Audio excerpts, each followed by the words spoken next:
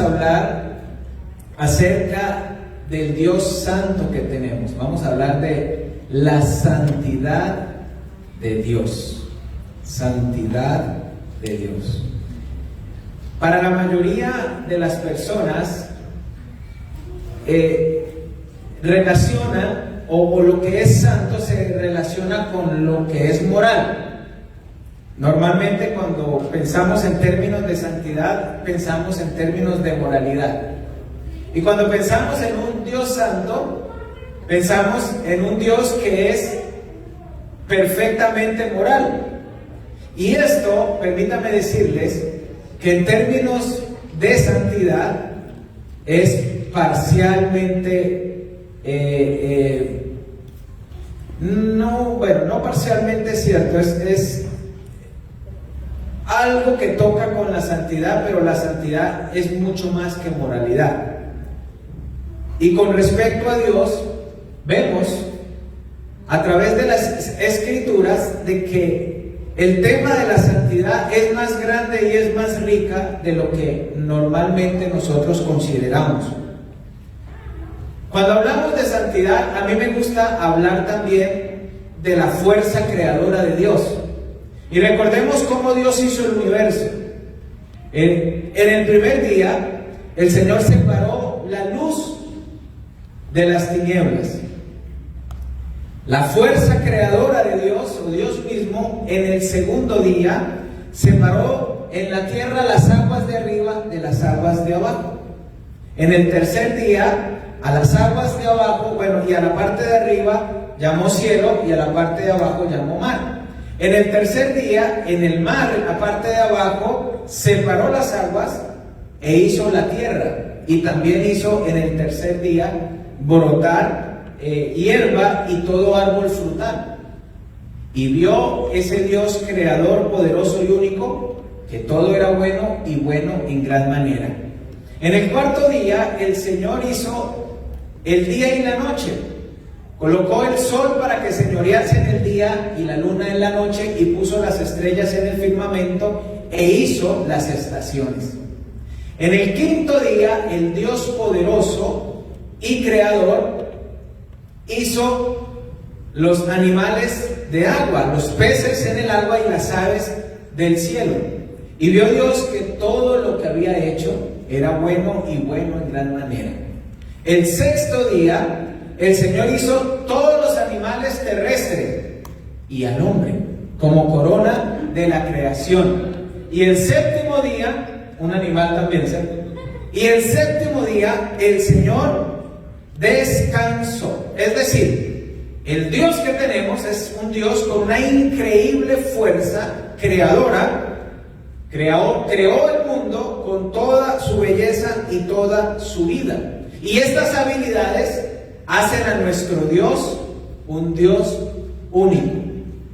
Permítame hoy hablar metafóricamente del sol con relación a la santidad de Dios.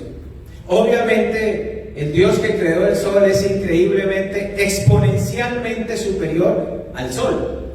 Pero para poder entender, permítanme usar la metáfora del sol.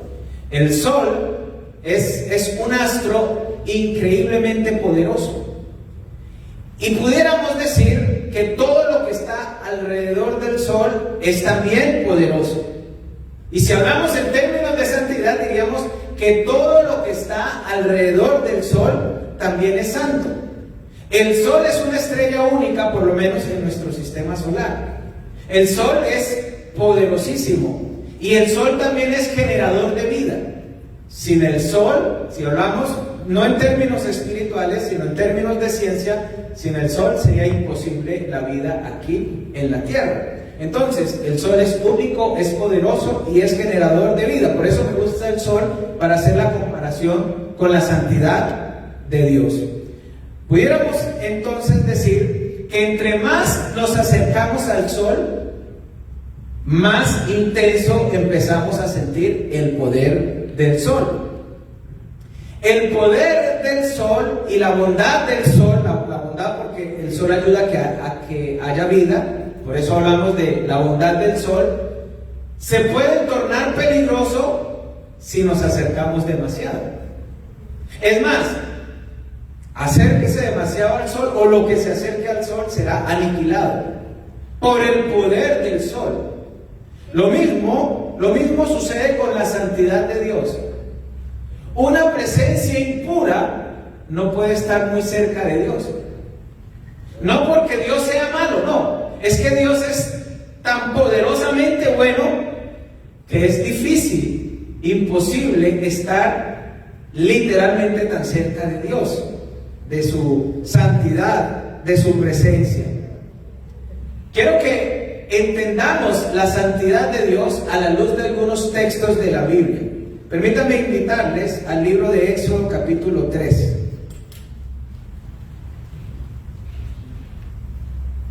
Del verso 1 al 5.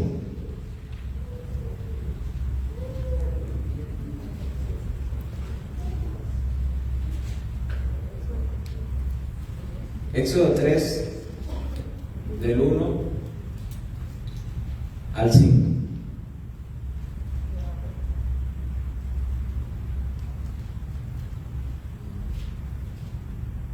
Dice así: apacentando Moisés las ovejas de Jetro su suegro, sacerdote de Madián, llevó las ovejas a través del desierto y llegó hasta Horeb, monte de Dios. Creo que tiene eco, se oye como retorno un poquito. Y se le apareció el ángel de Jehová en una llama de fuego en medio de una zarza. Y él miró y vio que la zarza ardía en fuego y la zarza no se consumía. Entonces Moisés dijo: iré yo ahora y veré esta grande visión. ¿Por qué causa la zarza no se quema? Viendo Jehová que él iba a ver, lo llamó Dios de en medio de la zarza y le dijo: Moisés, Moisés. Y él respondió: heme aquí. Y dijo: no te acerques, quita el calzado de tus pies, porque el lugar donde estás es tierra santa. Aquí vemos un Dios santo que se aparece de una forma misteriosa, como nunca más se había aparecido antes ni después. Nunca jamás se apareció después. Y es el Dios que se muestra a un hombre llamado Moisés a través de una zarza que está encendida. Y dice la escritura que cuando Moisés vio esa visión tan extraña, porque una zarza es un árbol sin hojas, es un árbol seco. En mi tierra decimos un chamizo. Eso es una zarza. Entonces Moisés ve que hay un chamizo que está encendido, pero no se consume. Esto es algo muy raro, esto es algo científicamente imposible, que un árbol no se consuma teniendo fuego dentro de sí. Entonces Moisés empieza a acercarse y de pronto escucha una voz desde la zarza que le llama 2 veces y le dice: Moisés, Moisés. Y él se asusta y dice: aquí estoy, soy yo Moisés. Y el Señor le dice: cuidado Moisés, no te acerques. No te acerques más. ¿Qué hubiese pasado si Moisés dice: ¿cómo que no te acerques? Yo tengo que ver quién me está hablando. Y se hubiese acercado más. ¿Qué hubiese pasado? No hubiese vivido más. Hubiese muerto. Es más, era tan santo la presencia de Dios en esa zarza que hasta le dijo: quítese los zapatos. Esto es tierra santa. ¿Por qué los zapatos? Porque los zapatos están sucios, tienen mugre físico. Por eso se quitó los zapatos, porque ese lugar era muy santo. Y la santidad de Dios se ha demostrado a lo largo de la Escritura.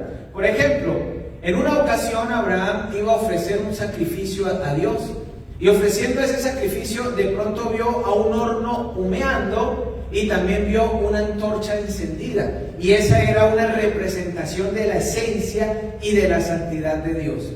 Cuando el pueblo israelita fue libre y deambuló por el desierto 40 años, también Dios se mostró de una forma misteriosa: una nube en el día para que los cuidara del sol y una columna de fuego en la noche para que los protegiera del frío, porque los climas de desierto son parecidos a los de Chicago, ¿no? Son muy cambiantes, ¿no? En la mañana está caliente y en la tarde la temperatura baja y es frío. Bueno, el desierto lo es mucho más. Y Dios se manifestó de esa forma.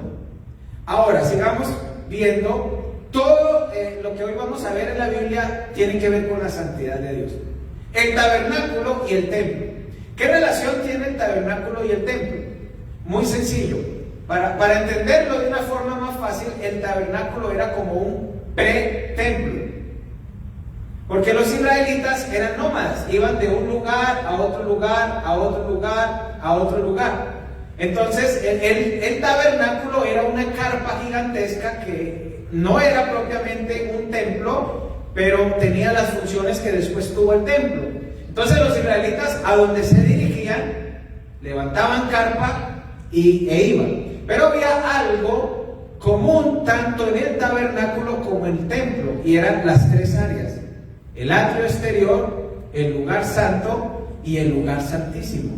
En el atrio exterior podían estar los israelitas, en el lugar santo solo los sacerdotes, y en el lugar santísimo, donde estaba el arca del pacto, donde reposaba la presencia de Dios, estaba a ese lugar solo podía entrar el sumo sacerdote, y una sola vez en el año. Cuenta la tradición que entraba con una campana amarrada a un pie, porque nadie más podía entrar, y si el sacrificio no era lo suficientemente agradable a Dios, pues el sacerdote moría, el sumo sacerdote moría, y con la campanita y con la cuerda amarrada lo podían alar, porque nadie podía entrar por el cuerpo, porque la presencia de Dios y la santidad de Dios estaba tan condensada en el lugar santísimo que nadie podía soportar estar tan cerca. Ese era como ir al núcleo del sol. El núcleo es lo más caliente del sol.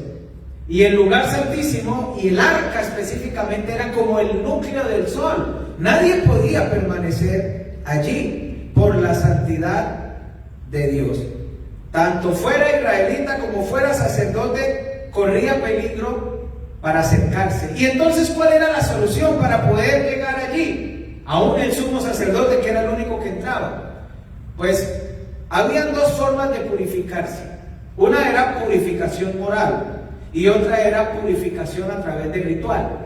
La purificación moral tenía que ver con una vida limpia, una vida libre de pecados, libre de acciones pecaminosas.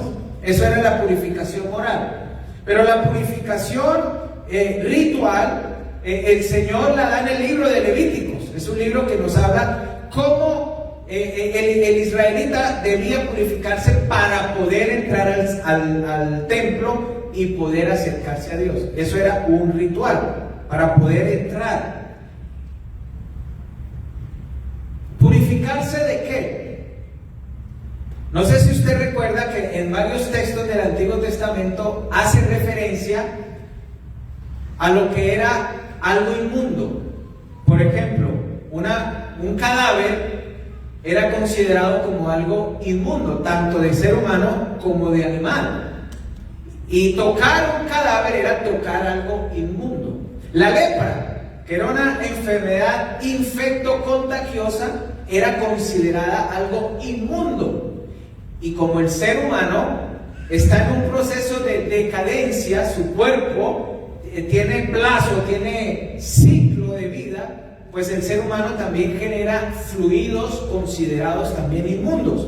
Aún hoy en día para nosotros también son considerados así. Fluidos como ¿cuáles? Como por ejemplo la orina. ¿A quién no le das entrar en contacto con la orina? El excremento, por ejemplo, humano, es algo que genera repudio, repulsión de cualquiera de nosotros. Es que más, solamente decir la palabra suena feo. Y dígale como usted le diga, materia fecal, heces, como usted le diga, le va a sonar feo. Y en el fondo va a haber un profundo guácala por allí. Porque son fluidos inmundos. Es más, el periodo menstrual también era considerado un fluido que no era agradable delante del Señor. Y por eso tenían que las personas que entraban al tabernáculo tenían que entrar limpios por dentro y por fuera. O sea, moralmente santos, pero ritualmente santos también tenían que, para poder acercarse a Dios. De esto nos habla el libro de Levíticos. Es interesante, ¿no? Que para poder acercarse a Dios me tengo que ir purificando en el camino, y muchos no llegaban con vida porque no se purificaban lo suficiente. Pero entonces aquí viene algo interesante, y es que las cosas van a empezar a cambiar. Vamos a Isaías capítulo 6, del verso 1 al verso 8, y vamos a ver cómo van a ir cambiando las cosas. Isaías capítulo 6, del verso 1 al verso 8. Esta es una visión.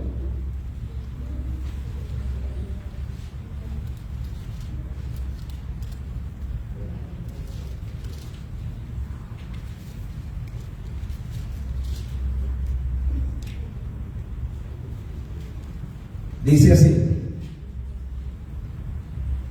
en el año que murió el rey Uzías, vi yo al Señor sentado sobre un trono alto y sublime, y sus faldas llenaban el templo. Mire la visión de Isaías. Isaías ve al Señor. ¿Cómo era el tamaño del Señor? Según la visión, alto, sublime, es como que increíblemente alto, majestuoso en su altura. Y por encima del Señor, y esta visión cada vez se vuelve más extraña, por encima del Señor habían unos seres llamados serafines, y cada uno tenía 6 alas, con 2 cubrían su rostro, con 2 sus pies, y con 2 volaban. Estos seres angelicales eran tan santos y tan puros que ni siquiera dejaban ver su rostro. Ahora imagínense, si un serafín oculta su rostro a causa de su santidad, imagínense el rostro de Dios, lo que significaría para nosotros ver el rostro de Dios. Que no hay hombre que vea a Dios y pueda vivir. Entonces dice que estos seres angelicales volaban, con 2 alas tapaban sus rostros. Eran tan santos los serafines que ni siquiera sus pies los dejaban al descubierto, porque también cubrían sus pies, y con las otras 2 alas se suspendían en el aire, volaban. Verso 3: y el uno al otro daba voces diciendo, los serafines, el uno al otro daba voces diciendo: Santo, Santo, Santo, Jehová de los ejércitos, toda la tierra está llena de tu gloria. Imagínense entonces la escena. Dios mismo con un tamaño impresionante. Arriba unos seres muy extraños, pero también poderosos y majestuosos. Y estos seres repetían una y otra vez: Santo, Santo, Santo Jehová de los ejércitos, toda la tierra está llena de su gloria. Santo, Santo, Santo Jehová de los ejércitos, toda la tierra está llena de su gloria. Y vi, dice la escritura en el verso 4, y los quiciales de las puertas se estremecieron con la voz del que clamaba. Y si fuera poco esto, la casa se llenó de humo. ¿Qué hace usted cuando ve humo en su casa? Corre, ¿cierto? Incendio, hay que correr. Si algo se está incendiando, hay que alejarse del fuego. Uno solamente se acerca si tiene por ahí un hijo pequeño o alguien, un familiar, para ayudar a rescatar. Del resto, salimos corriendo. Y dice, vamos a ver ante esta visión de Dios, cómo reacciona un hombre llamado Isaías. Entonces dije: ay de mí, que soy muerto, porque siendo hombre inmundo de labios y habitando en medio de pueblo que tiene labios inmundos, han visto mis ojos al Rey, Jehová de los ejércitos. ¿Sabe qué dijo Isaías? Dijo, me morí, de esta no paso. Soy un hombre pecador y he visto a Dios, me morí. Eso fue lo que pensó Isaías. Pero esta visión se torna más extraña de lo que hasta el momento se ve. Versículo 6. Imagínense si esos seres que inspiraban tanto poder y tanta gloria que ni siquiera sus pies tenían descubiertos. El verso 6 dice, y voló hacia mí uno de los serafines, teniendo en su mano un carbón encendido tomado del altar con unas tenazas, y tocando con él sobre mi boca dijo, he aquí que esto tocó tus labios y es quitada tu culpa y limpio tu pecado. Después oí la voz del Señor que decía, ¿a quién enviaré y quién irá por nosotros? Entonces respondí, heme aquí, envíame a mí. Y dijo, anda y di a este pueblo, oíd bien y no entendáis. Ved por cierto, mas no comprendáis. Engruesa el corazón de este pueblo y agrava sus oídos y ciega sus ojos, para que no vean con sus ojos, ni oigan con sus oídos, ni su corazón entienda, ni se convierta y halle para él sanidad. Miren la visión.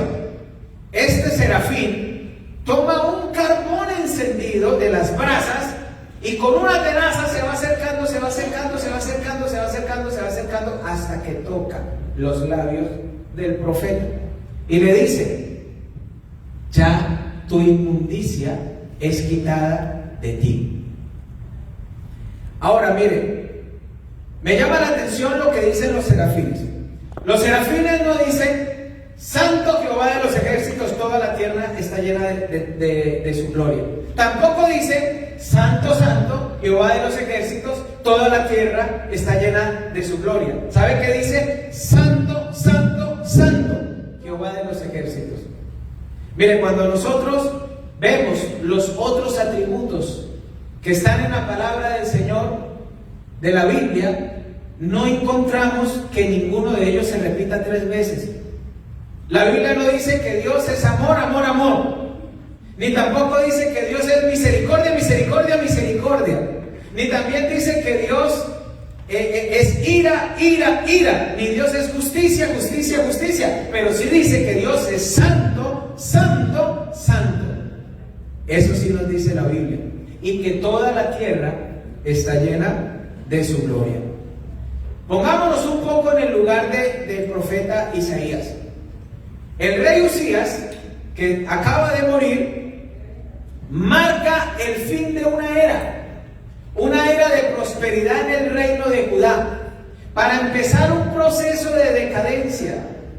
Mire, si habláramos en términos de ordenarse pastor para empezar a ejercer el ministerio, este pobre Isaías le tocó bailar con la más fea, literalmente. El Señor lo ordenó profeta en el tiempo más difícil para ser profeta. Es más, el pueblo israelita rechazó a Isaías como profeta y rechazó el mensaje de Isaías. Y el Señor lo sabía, porque en el verso 9 y en el verso 10 le dice y le advierte que el pueblo iba a tener el corazón duro, engrosado, que aunque vieran señales de Dios, es como si no vieran, que teniendo oídos no iban a oír realmente el mensaje de Dios. Imagínense ser ordenado pastor esto es como ser ordenado pastor en la China, o ser ordenado pastor en Afganistán. Ordene un pastor en Afganistán y verá que un pastor promedio se va a poner a llorar allá en Afganistán. Evangelice en Afganistán, evangelice en la China. A Isaías le tocó ser ordenado como profeta en el periodo más difícil del pueblo de Israel. Ahora, ¿qué necesitaba Isaías para, a pesar de que nadie iba a atender su mensaje, poder seguir y permanecer en la fe. La Biblia habla de que cuando habla de los pastores, le dice a la iglesia que escuche el consejo del pastor, para que el pastor lo haga con alegría y no con tristeza, dice la Biblia. ¿Sabe por qué? Porque cualquier pastor común se entristece de que el pueblo no escuche el consejo de Dios, de que el pueblo no siga la instrucción bíblica. Cualquier pastor común se entristece. Ahora imagínense un profeta que no iba a ser oído nunca por nadie. ¿Hasta cuándo le llegaría la gasolina a un siervo de Dios? Y yo me pongo me trato de poner en el lugar de Isaías, estar haciendo la obra del Señor todos los días con esfuerzo, fervor, pasión, compromiso y amor, y que nadie se convierta al Señor. Cualquiera dice, yo me voy de aquí. ¿Sí o no? Y entonces, algo tenía que pasar en la vida de Isaías, para que a pesar del rechazo del pueblo de Judá, él pudiera seguir. ¿Sabe qué hizo Dios? Dios le dio una visión dramática de su santidad. Y esa visión dramática de la santidad de Dios fue la que hizo que Isaías, aunque nadie lo escuchara, yo me imagino a un Isaías predicando en este auditorio, yo me imagino todos nosotros saliéndonos diciendo, ¿hasta qué me va a venir a decir estas cosas? Vámonos para afuera. Y aquí Isaías predicando solito. Dios me mandó a predicar, yo predico o con uno, o con dos, o con tres, o con ninguno. Yo sigo anunciando lo que Dios me dijo. Pero ¿sabe cómo Isaías tuvo esa capacidad de no desistir? A través de un encuentro con la santidad de Dios, en la visión que nosotros vimos. Hoy día se habla mucho de la autoestima. Y aún en la iglesia se predica también de la autoestima. Pero lejos de recibir un mensaje de autoestima, por el contrario, familia, por el contrario, la autoestima de Isaías aquí no fue realzada. Más bien la santidad de Dios le hizo tomar conciencia de lo malo que era. La santidad de Dios le recordó a Isaías que era un hombre pecador. Y más bien se asustó, y más bien sintió remordimiento de todas sus faltas. Se lamentó por sus errores. Y es más, Isaías dice, y lo peor de todo, dice él en la visión, es que yo no soy el único malo. Yo habito en medio de un pueblo lleno de labios inmundos.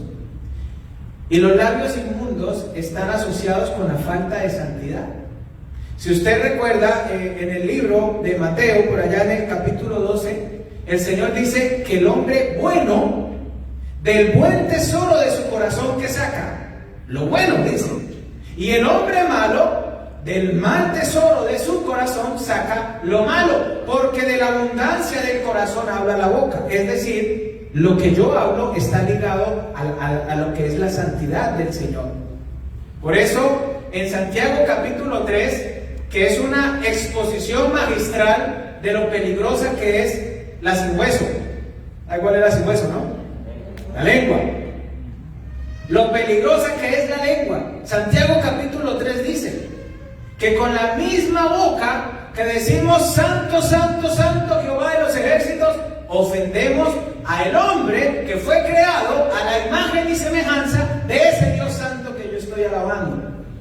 Dice Santiago 3 que cómo es posible que de una misma fuente salga agua dulce y agua amarga. Dice que nadie es capaz de domar la lengua. Y si alguno la doma es varón perfecto. ¿Sabe por qué? Porque la santidad está ligada a lo que yo hablo, a lo que yo expreso, a lo que yo digo. ¿Por qué? Porque lo que yo hablo, expreso o digo es lo que está en ¿dónde? En el corazón. Porque de la abundancia del corazón habla la boca. Es más, dice la Biblia, cuán pequeño fuego puede incendiar un gran bosque. Y eso lo vemos nosotros aquí en los Estados Unidos, por ejemplo, en California. No es sino que se prenda alguna parte y eso hace unos estragos increíbles. Un pequeño fuego. ¿Y sabe qué dice la Biblia? Así es la lengua. Tan pequeñita, pero puede hacer estragos. Es más, la lengua dice que inflama la rueda de la creación y que la lengua misma es inflamada por el infierno. Lo que yo hablo está de alguna forma influenciado por lo que Satanás quiere hacer. ¿Por qué? Porque el que dice groserías no puede acercarse a un Dios santo. El mismo Isaías lo dijo: tengo labios inmundos. El que dice groserías, el que calumnia al prójimo, el que le gusta atacar, condenar, no puede acercarse al Dios santo. Y esto lo entendió el profeta Isaías. Y por eso hacia sus labios fue dirigida la curación. ¿A dónde le tocó el carbón? Los labios.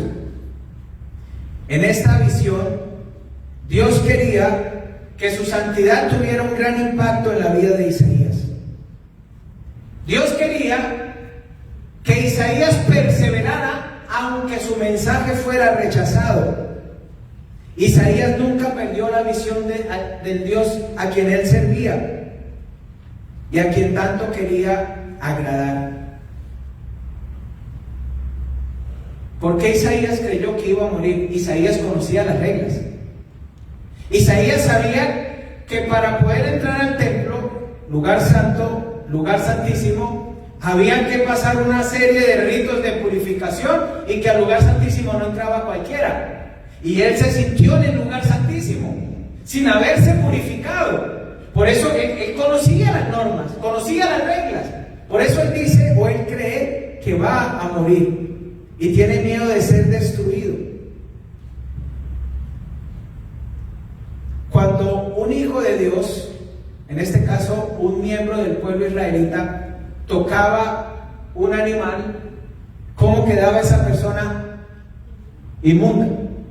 Cuando un hijo de Dios tocaba un leproso, también quedaba inmundo. Cuando un israelita, que era el pueblo de Dios, o el pueblo que había pactado Dios con él en el Antiguo Testamento. Pero aquí sucede algo extraño. El carbón toca los labios de Isaías, pero el carbón no se vuelve inmundo. Más bien Isaías es limpiado. Es decir, ¿sabe qué hizo la santidad de Dios en Isaías? No lo destruyó, lo transformó. Eso hizo la santidad de Dios en el profeta Isaías. Y esto es raro, porque hasta este momento, para poder acercarse a Dios en el templo, el israelita tenía que irse purificando y cada vez ser más puro. Pero aquí sucede algo extraño. El carbón se acerca y el carbón no pierde su santidad, sino más bien transforma. No destruye, sino transforma al que está impuro. Vamos a Ezequiel 47. Está más adelante, después de Jeremías. Ezequiel 47, del verso 1 al verso 2.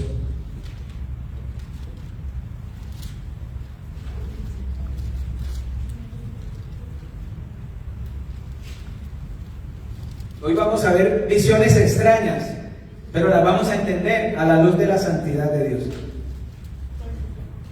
Ezequiel 47, del 1 al 12, dice: me hizo volver luego a la entrada de la casa, y aquí aguas que salían de debajo del umbral de la casa, hacia el oriente, porque la fachada estaba al oriente, y las aguas descendían de debajo hacia el lado derecho de la casa, al sur del altar.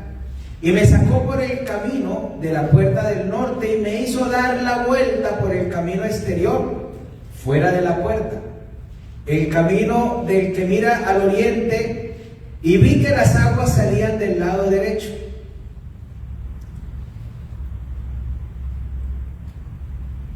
Y salió el varón hacia el oriente llevando un cordel en su mano y midió 1000 codos. Me hizo pasar por las aguas hasta los tobillos. Midió otros 1000 y me hizo pasar por las aguas hasta las rodillas. Midió otros 1000 y me hizo pasar por las aguas hasta los lomos. Midió otros 1000 y era ya un río que no podía pasar porque las aguas habían crecido, de manera que el río no se podía pasar sino a nado. Y me dijo: ¿has visto, hijo de hombre? Después me llevó y me hizo volver por la ribera del río. Y volviendo yo vi que en la ribera del río había muchísimos árboles a uno y a otro lado. Y me dijo: estas aguas salen a la región del oriente y descenderán al Arabá y entrarán en el mar, y entradas en el mar recibirán sanidad las aguas. Este mar Arabá era el mar muerto. Y toda alma viviente que nadare por donde quiera que entrar estos dos ríos vivirá. Y habrá muchísimos peces por haber entrado allá estas aguas, y recibirán sanidad. Y vivirá todo lo que entrare en este río. Y junto a él estarán los pescadores, y desde Engadi hasta en Eglaim será su tendedero de redes, y por sus especies serán los peces tan numerosos como los peces del mar grande. Sus pantanos y sus lagunas no se sanearán, quedarán para salinas. Y junto al río en la ribera, a uno y a otro lado, crecerá toda la clase de árboles frutales. Sus hojas nunca caerán, ni faltará su fruto. A su tiempo madurará, porque sus aguas salen del santuario, y su fruto será para comer, y su hoja para medicina. Esta es otra visión también muy extraña. Está el profeta, asumamos que este es el templo, está el profeta Ezequiel fuera del templo, y de pronto ve algo raro. Debajo del umbral de las puertas del templo empieza a salir gotas de agua. Desde el templo, la gente iba al templo y se purificaba, pero ahora desde el templo empezaba a salir agua, gotas de agua. Y de pronto alguien que está midiendo, y él empieza a caminar. Y alguien que está midiendo dice 500 codos, más o menos medio kilómetro. Y de pronto cuando el profeta ve, el agua le da por los tobillos. Y camina otro medio kilómetro. Y cuando el profeta se da cuenta, el agua le da por las rodillas, es decir, está creciendo. Y camina otro medio kilómetro, le da por las cinturas. Otro medio kilómetro, dice, ya lo cubría completamente y solamente se podía atravesar ese río a nado. Todo eso era desierto, eso era la zona de Sodoma y Gomorra que fue destruida en los tiempos de Lot. Todo eso era desierto. ¿Y qué fue lo más tremendo de la visión? Que el agua se empezó a hacer rápidamente profunda, y todo a su paso empezó a generar vegetación. El rastro del río empezó a dejar todo verde, árboles frutales. Y este río era tan poderoso que entró al mar muerto. El mar muerto no tiene vida, por eso se llama muerto. Porque no hay vida animal, no hay vida vegetal, por la concentración tan alta de sal que hay ahí. Nada vive en el mar muerto. Y dice que entraron estas aguas, ¿y saben qué hicieron las aguas? Curaron el mar muerto. Y salieron peces, de cualquier cantidad de peces. Y todo el que entraba al agua, que entraba enfermo, dice, se curaba, se sanaba. Esta fue la visión del profeta Ezequiel. Este río es similar al río que habla Génesis 2, el río del Edén. Este es un río manso, seguro y profundo. Ahora, el poder de Dios nos transforma sin importar lo mal que estemos. El poder de Dios nos transforma sin importar lo inmundo que estemos. El poder de Dios nos transforma sin importar lo roto que estemos. El poder de Dios nos transforma sin importar los pecadores que seamos, los viles, lo vil que podamos nosotros llegar a ser. El poder de Dios cuando nos toca, nos transforma. Así como sanó las aguas del mar muerto, el poder de Dios es tan grande que no hay absolutamente nada que Dios no toque y no se restaure y no genere vida. Recuerden la vara de Aarón que reverdeció. ¿Cómo es posible que una vara que no está alimentada de la raíz de un árbol ni anclada en la tierra, sino que fue cortada de un árbol, ¿cómo puede estar verde? Porque esto es lo que hace el poder de Dios. Esto es lo que hace la santidad de Dios. Todo lo que toca lo restaura. Todo lo que toca lo levanta, todo lo que toca lo fortalece. Por eso Dios le dice a la persona que dice, soy débil, no puedo. El Señor se acerca y te toca y le dice, eres fuerte, porque mi poder se perfecciona en tu debilidad. Eso hace el poder de Dios.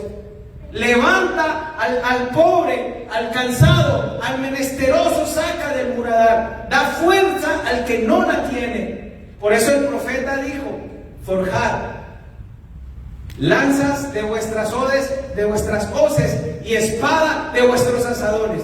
¿Cómo es posible que dos herramientas utilizadas para la agricultura, como lo es la hoz o el asadón, cómo es posible que se conviertan en herramientas de guerra, como lo es una espada y una lanza? El Señor, después de que dice forjar lanzas de vuestras hoces y espadas de vuestros asadores, dice, diga el débil, fuerte soy, porque yo, el que transformo a través del proceso de fundición lo uno en lo otro, yo puedo transformar al débil en alguien fuerte. Yo puedo agarrar al ser humano que está perdido, sin esperanza, entristecido, aburrido, que no quiere vivir. Yo lo puedo hacer fuerte, yo le puedo cambiar su esperanza de vida, yo le puedo dar sentido, propósito, yo puedo cambiar la tristeza en alegría, el lamento en ganas de bailar. Eso es lo que hace Dios. Las mismas aguas que salieron del templo, esas es las aguas vivas que provienen de Dios mismo. Ahora, esto lo estamos entendiendo, familia, parcialmente. Vamos a entenderlo mejor. ¿Qué es esto? Que del templo salga. Cuando alguien tenía, en el Antiguo Testamento, el pueblo tenía que limpiarse para poder entrar. Ahora la limpieza sale del templo, porque las aguas salieron y sanaron. Y todo el que entraba en contacto con las aguas, sanaban. ¿Ustedes se acuerdan de una obra de teatro que hicimos aquí en un evento de Navidad en familia? Que se llama Life Houses, lo pueden ver también en internet. Esa obra de teatro es muy linda, nosotros la hicimos aquí. Que representaba a una niña que había crecido, que Dios la hizo, y esta niña amaba a Dios, y de pronto llegaron las tentaciones, se la llevaron de los lados del Señor, y esas tentaciones hicieron que la niña ya quisiera quitarse la vida, y a lo último el Señor, que está luchando por ella, que la llama, pero que esos demonios, esos espíritus que le impiden, el Señor entra literalmente por ella. Eso es lo mismo que pasó aquí en Ezequiel. Mire, el Señor, esperando que el ser humano se arrepintiera, esperando que el ser humano cambiara, esperando que el ser humano se transformara, y al ver que eso no pasaba, ¿sabe qué hizo el Señor? Pues voy por él. Primero el hombre tenía que purificarse para poder llegar a Dios, pero ¿sabe qué dijo el Señor? No, voy yo por él. Por eso las aguas salieron del templo, por eso llegó Jesús, que es el cumplimiento de todas las visiones que hemos estado estudiando y las que no nos alcanzamos a estudiar. Sorprendentemente Jesús viene a cumplir todas las visiones de una manera nueva. Jesús iba a todos los lugares, tocando a todas las personas. Jesús tocaba al leproso, Jesús tocaba al endemoniado. Jesús tuvo un toque con una mujer que por 12 años padecía de flujo menstrual, y eso era considerado impuro también en aquella época. El Señor Jesús comía con prostitutas y con pecadores, con los publicanos, que eran considerados ladrones en aquellos tiempos, y el Señor se sentaba y los tocaba a ellos. Jesús mismo. ¿Sabe por qué? ¿Sabe por qué? Porque Jesús es el carbón encendido que lo que toca lo limpia y lo purifica. Porque Él es la salsa que arde en estos tiempos.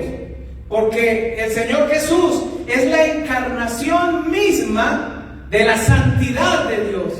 Porque Jesús es el agua que salió debajo del umbral del templo y se extendió de manera profunda y dio vida. Porque el que se acerca a Jesús tiene vida. Él es la encarnación de la santidad de Dios. Jesús dijo que Él y sus seguidores serían el templo de Dios, que llevarían esperanza, que llevarían vida, que llevarían amor, que llevarían sanidad, que llevarían restauración y salud a todas las personas que tuvieran contacto con ellos.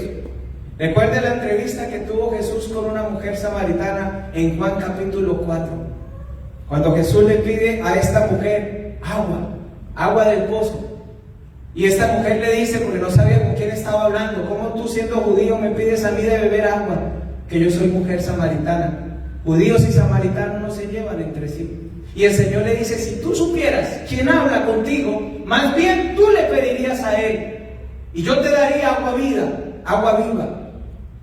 Y como los judíos culturalmente le llamaban agua viva al agua que estaba debajo, en el manantial, la que no había sido tocada todavía por el ser humano, entonces la mujer creía que era agua viva, agua de manantial. Y la mujer se queda mirándolo y ve que el Señor tiene las manos libres y dice: tú no tienes con qué sacar el agua, y este pozo es hondo. ¿O eres tú mayor que nuestro padre Jacob, que nos dio por herencia este pozo que hemos tomado por generaciones? Y el Señor le dijo: ¿sabes qué, mujer? El que bebiera de esa agua va a volver a tener sed, pero el que bebiere del agua que yo le daré no tendrá sed jamás, sino el agua que yo ofrezco es un agua que quita la sed interior, espiritual, existencial, la sed más profunda que pueda tener cualquier ser humano. La calma el agua viva que proviene de Jesús. ¿Sabe qué le dijo el Señor? El que bebiere del agua que yo le daré no tendrá sed jamás, sino más bien el agua que yo le daré será en él una fuente que salte para vida eterna, que salte, que salpique. Por eso, los seguidores de Cristo nos volvemos fuentes de agua viva, que emanan de la fuente original, que es el Señor. Por último, las últimas páginas de la Biblia también nos hablan de la santidad de Dios. Vamos a Apocalipsis 22. Este es el último capítulo de la Biblia, Apocalipsis 22.